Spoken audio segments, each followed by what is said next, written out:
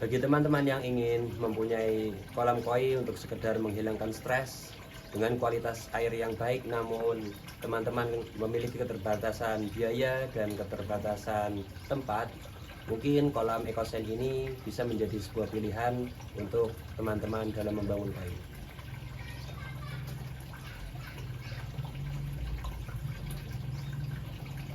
Assalamualaikum warahmatullahi wabarakatuh. Selamat sore teman-teman semua. Kali ini saya ingin membagikan pengalaman saya dalam membuat kolam koi under gravel ya, atau ekosen ini. Jadi kepada teman-teman yang ingin membuat kolam koi dengan kualitas air yang bagus dan dengan ikan yang sehat ya, namun dengan perawatan yang sangat minim dan juga budget dalam membangunnya ini sangat minim, mungkin ini bisa menjadi solusi ya. Pada mulanya ini adalah kolam lele ya. Jadi ini awalnya adalah kolam lele. Pada saat itu saya tinggal merantau ya. Saya tinggal merantau, kemudian kolam lele itu tidak terawat. Ketika saya pulang ke rumah sekitar 3 tahun lalu ya, ketika itu saya melihat kolam ini tidak terawat, namun saya memiliki keinginan untuk membuat kolam koi, namun dalam posisi itu space-nya itu tidak memungkinkan untuk membuat chamber seperti itu. Nah, dalam benak saya waktu itu saya memiliki pengalaman dalam membuat akuarium under gravel. Pada saat itu saya membuat akuarium aquascape ya. Oleh karena itu saya pada tahun 2022 itu saya membuat kolam ini menjadi kolam under gravel yang saya pikirkan itu seperti aquascape. Pada saat itu tahun 2022 memang ketika mencari video atau mencari referensi dalam pembuatan ekosen atau kolam under gravel ini sangat minim sekali ya. Oleh karenanya saya berinisiatif untuk trial and error atau melakukan percobaan hingga mendapatkan kolam koi yang jernih, kolamnya ikannya sehat dan juga perawatannya mudah seperti itu. Selanjutnya nanti saya akan berbagi pengalaman kepada teman-teman semua. Semoga ini bisa menjadi inspirasi untuk teman-teman dalam membuat kolam ekosen atau under gravel. Baik teman-teman semua, saya akan coba ceritakan dengan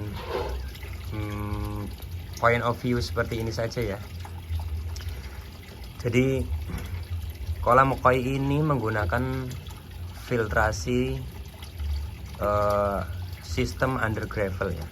Jadi kolam koi ini memiliki ukuran 2 meter, sangat minimalis ya, kali 1 sampai 1,5 ini, 1,5 meter ya. Untuk kedalaman kolam ini, kedalaman konstruksi kolamnya itu sekitar 80 cm. Oke. Jadi posisinya ini merupakan sumur ya. Merupakan sumur teman-teman. Ini hanya saya bikin untuk iseng-iseng saja pada waktu itu ya. Oke. Jadi kolam ini menggunakan sistem under gravel. Jadi ukurannya sekian, jadi kurang lebih airnya itu sekitar 2 meter kubik ya, atau 2 ton ya. Saya menggunakan pompa ukuran 3000 liter per jam ya. Yang dengan pompa ini air disedot ke dalam filtrasi menggunakan pipa, dinaikkan ke atas, kemudian dibuang lagi ke pompa dan seterusnya berputar. Kolam ini menggunakan sistem under gravel dengan media filter, yaitu berupa pasir malang. Kolam ini sudah running selama kurang lebih 3 tahun ini dengan ikan populasinya seperti di video ini ya. Kemudian lagi untuk backup atau untuk jaga-jaga apabila terjadi mati lampu, oleh karenanya saya pasang aerator AC/DC. Aerator AC/DC ini akan tetap menyala menggunakan baterai yang ada di dalam aerator. Dalam pembuatan kolam under gravel ini perlu menjadi catatan bahwa dalam pembuatan kolam ini memiliki tujuan untuk kesenangan.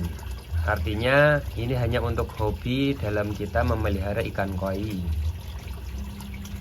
ya. Dalam pembuatan kolam under gravel ini, apabila dibuat dengan ukuran yang minimalis seperti ini, artinya tidak bisa dilakukan push pakan. Jadi pemberian pakan cukup dilakukan secukupnya saja, maksimal 2 kali dalam 1 hari. Untuk ikannya pun populasinya tidak boleh terlalu padat seperti itu. Nah, jadi dalam pembuatan kolam under gravel ini menggunakan sistem yang terjadi seperti di akuarium aquascape, dan juga memanfaatkan kekuatan dari bakteri-bakteri yang ada di dalam filter.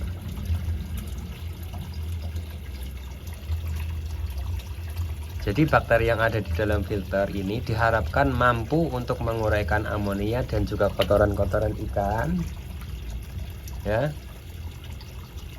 sehingga air tetap berada di pH yang pas untuk untuk ikan ini, untuk ikan koi ini. Tentunya dalam perjalanan saya membangun kolam koi ini itu penuh dengan pengalaman-pengalaman yang terus menjadi sebuah pelajaran dalam memperbaiki kolam koi ini. Jadi dalam saya membuat kolam koi ini sampai dengan saat ini memang terjadi perubahan-perubahan, diantaranya yaitu perubahan filter, kemudian penambahan media filter. Itu berdasarkan dengan pengalaman-pengalaman saya dalam membangun kolam koi ini. Jadi ikan koi ini adalah ikan koi koi Blitar ya. Ini koi koi lokal yang saya beli dari Blitar ya. Ada yang ukurannya waktu itu saya beli dalam ukuran kecil 10 cm, ada juga yang saya beli sudah ukuran 30 cm. Sekarang mungkin ini ukurannya ada sekitar berapa ini, 60 ya, 50 cm, 60, 40.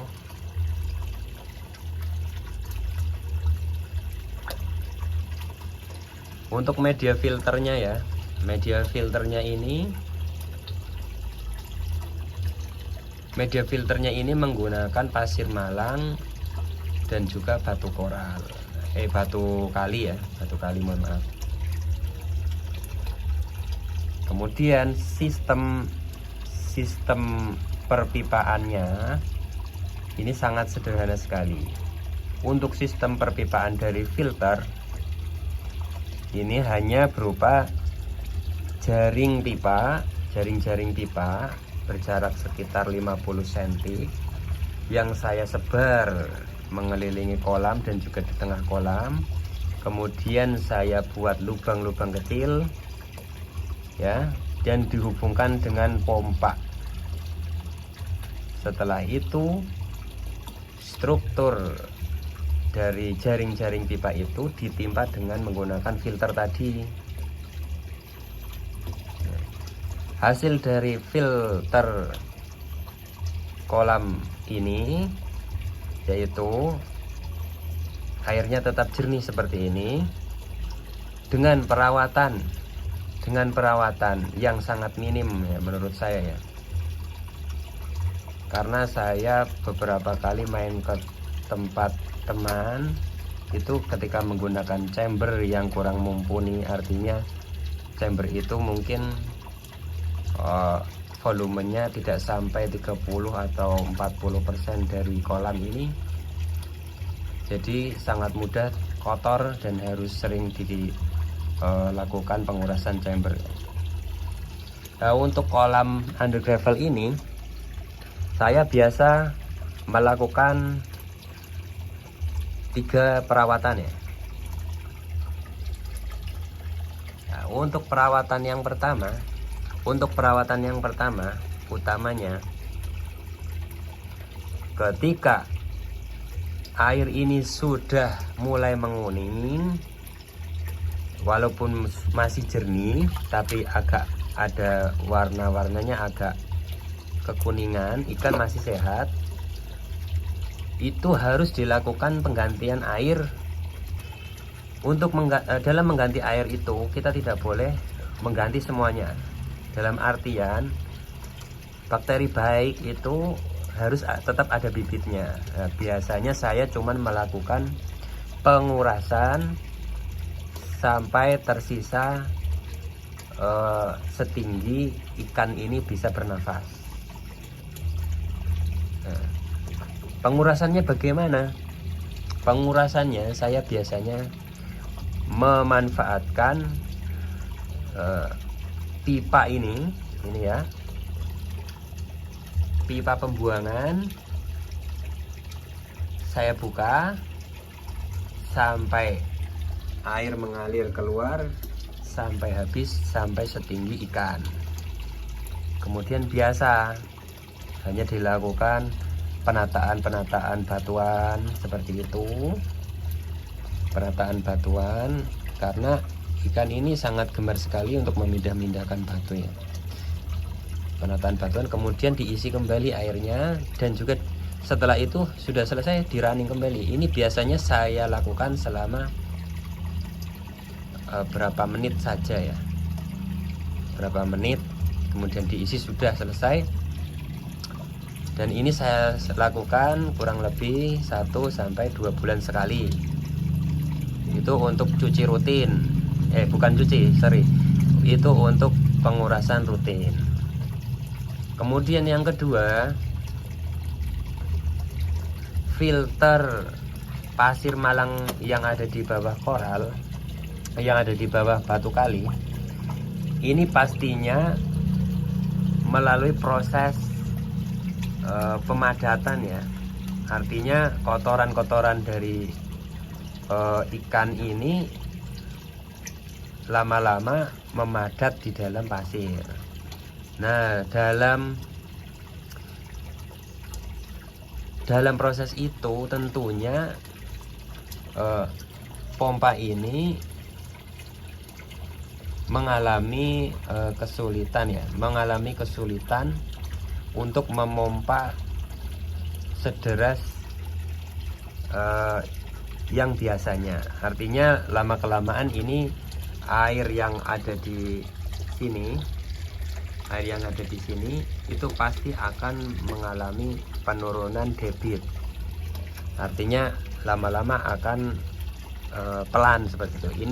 Ini contohnya ya. Ini contohnya setelah 3 minggu saya tidak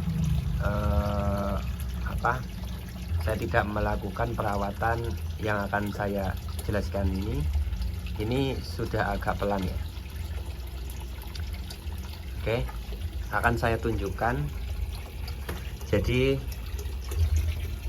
ketika pompa ini saya buka, artinya saya lepas dari beban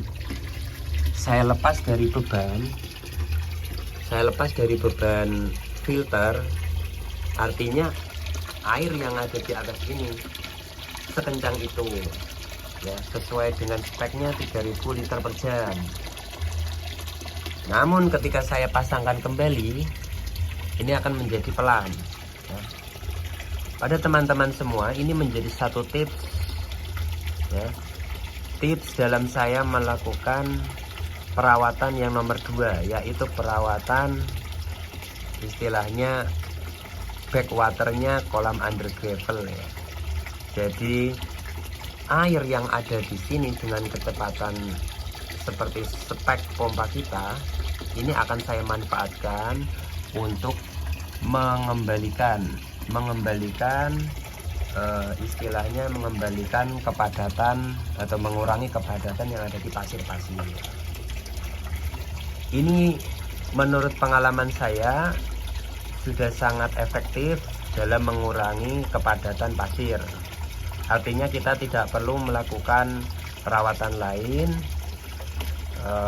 untuk menaikkan debit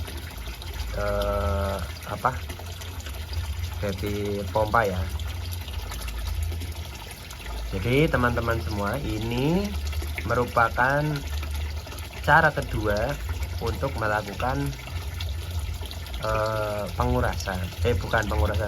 melakukan perawatan ya. Untuk melakukan perawatan, ini cara kedua untuk melakukan perawatan. Kemudian perawatan besarnya saya lakukan selama 1 atau 2 tahun. Terakhir saya lakukan ini setelah running selama 3 tahun, saya lakukan baru sekali ya, baru sekali, kurang lebih beberapa bulan lalu, pencucian media filter. Nah, ini yang menjadi krusial ya. Jadi kelebihan dari under gravel ini memang dalam perawatan kecilnya itu sangat jarang, namun kita membutuhkan waktu yang lebih dalam melakukan pencucian media filter secara keseluruhan, yang saya sebut di sini sebagai cuci besar ya, pencucian kolam besar gitu. Kalau tadi pembuangan air itu kan kecil, pencucian kecil, bukan pencucian, pembuangan ya, hanya pengurasan. Jadi begini teman-teman, ketika kita akan melakukan pencucian kolam yang biasa dilakukan 2 tahun sampai 1 tahunan sekali, itu kita harus melakukan pencucian. Saya di sini metodenya itu ikan harus dikeluarkan semua ya teman-teman. Jadi 2 tahun sekali ini ikan harus dikeluarkan, kita amankan. Setelah itu kita melakukan pengurangan air ini menjadi setengah. Setelah itu pembersihan ya, pembersihan lumut-lumut dan lain sebagainya. Setelah itu baru dilakukan pencucian pasir dengan air mengalir. Ya, mungkin cukup sekian dulu ya video dari saya. Apabila teman-teman ada pertanyaan ataupun saran, masukan, silakan bisa dibubuhkan di kolom komentar untuk menjadi bahan diskusi teman-teman. Oke, salam hobi koi, salam kolam ekosen.